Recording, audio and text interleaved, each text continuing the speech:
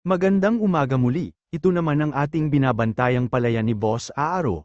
Ang binhi natin dito ay Lomping 937, na ipunla namin ito noong May 29. Ito na ang kanilang mga itsura pagkalipas ng 2 araw, maganda ang timing ng pagkapunla dito dahil walang malakas na ulan na dumaan.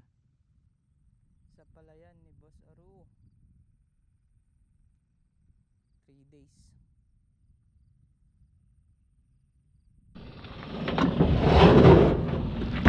Pagkalipas ng 5 araw ay nag-spray na tayo ng Amo Organic Fertilizer, para makatulong sa mabilis na paglaki ng ating punla.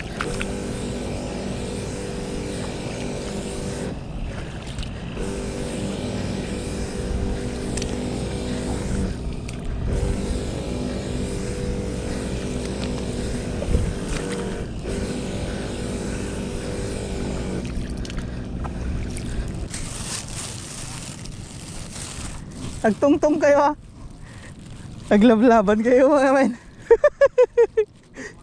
Nagsabali kayo at di diskarte.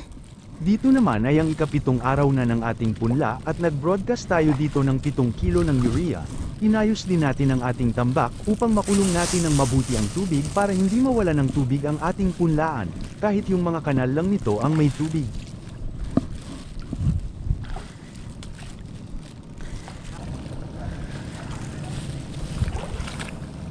Naiwanan.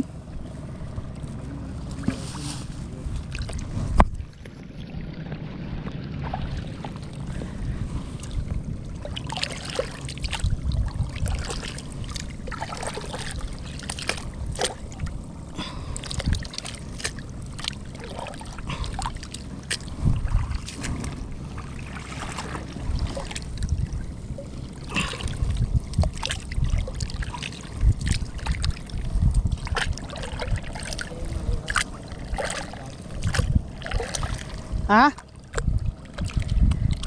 Agpada?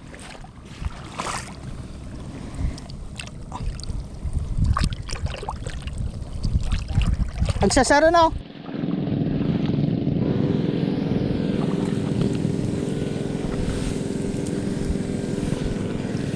Dito naman ay ang ika-16 na araw na ng ating punla, at nag-spray tayo dito ng fungicide at bactericide. Malapit na kasi ang schedule nito ng bunot at tanim. Tiyak na masasaktan ng palay pag bubunutin at magkakaroon ng sugat na siyang papasukan ng fungi at bacteria.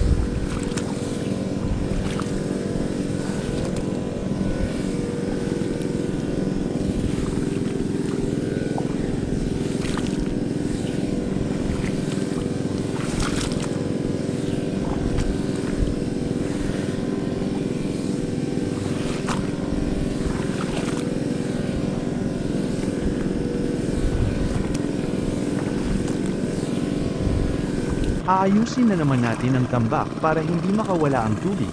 Kailangan ng tubig kung sila ay magbubunot na, para hindi gaanong mahigpit ang kapit ng ugat sa lupa, at hindi maging sanhi ng pagkaputol ng mga ugat nito.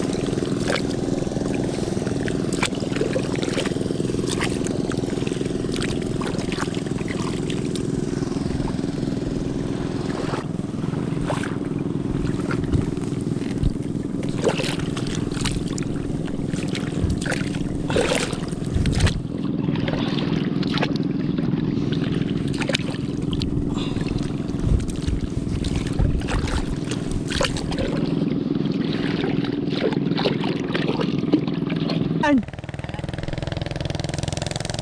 22 ng aldawan. Dapat ki 18 lang ko ah.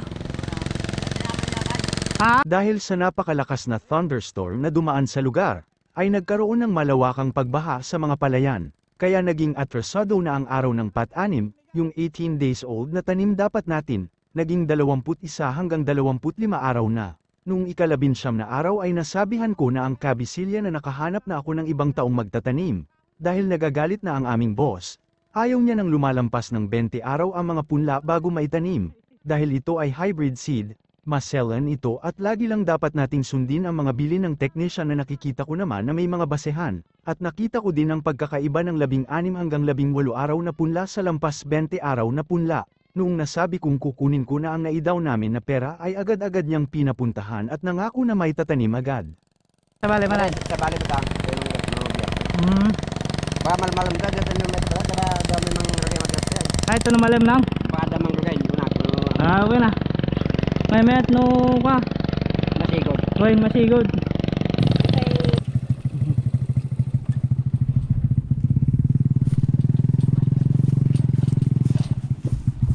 At gaya ng ex mo na nangako sa iyo, at gaya ng mga politiko na nanuyo, ay hindi natupad ang pangako ng kabisilya, nabunat ito noong ika-20 araw, at natapos ang pagtatanim sa ika-25 araw.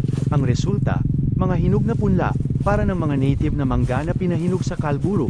Sabi ng tindera na matamis pero hindi pala, nagresulta din ito sa kakulangan ng panlang itatanim, yung dapat sana 2 hanggang 3 tanim bawat tondos ay naging 1 na lamang. Dahil masyado ng matagal ang pagkakabunot bago maitanim ay madaming punla ang hindi na dapat maitanim, sapagkat mamamatay din ito. Sa ilang beses ko nang nagtanim ng hybrid na longping ay hindi ko pa ito nakikitang naninilaw kung maitatanim ito agad. Ngayon ko lang nakita ang ganitong paninilaw ng hybrid, ginawa ng parang inbreed.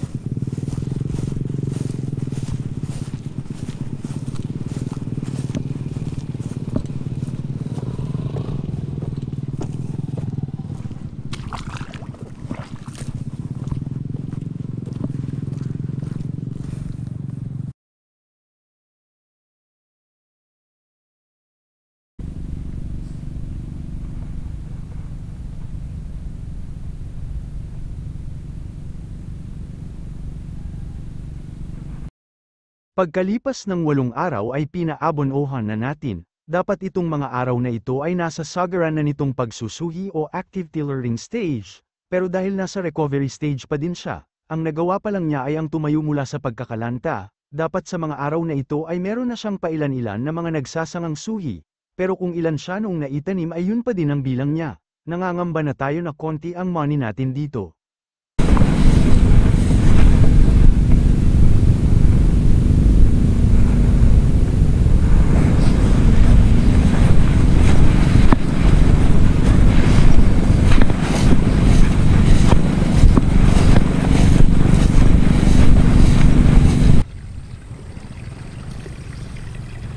Labing-4 na araw pagkatapos malipat tanim ng mga talentado, ay nag-uumpisa na silang kumapal. Nadadagdagan na ang dating nag-iisang nakatusok ay may nakikita na tayong 4 hanggang 8 suhi, pero may bago na naman tayong kinahaharap na problema, mga kamag-anak ni Master Splinter, ang Master ni Leonardo, Michelangelo, Donatello at Raphael. Inuumpisahan na nilang putulin ang mga tanim. Dito ay magpapaspray tayo ng zinc metallate at sasabayan na din natin ng insecticide na cypermethrin. Ito siyang gala, may nagtapon na naman dito ng ano ah.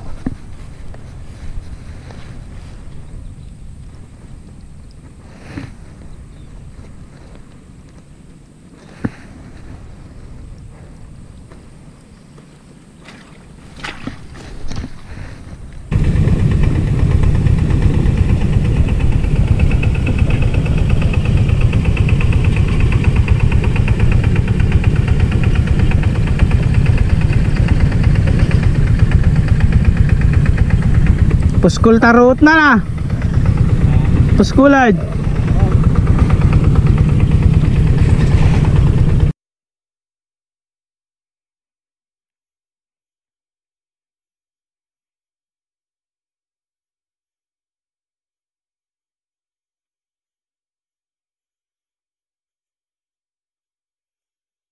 Dahil hindi tayo mapakali sa mga dagang bukid, Kinabukasan bumili tayo ng furadan at isasabog natin ito sa sinasalantang parte ng palayan, malakas ang pangamoy ng mga daga, matatalino din ang mga ito, at malalaman nilang may lason na ito, at baka sakaling lumayo na sila, hindi man lahat pero sana hati-hati kami nga mga kapit palayan namin.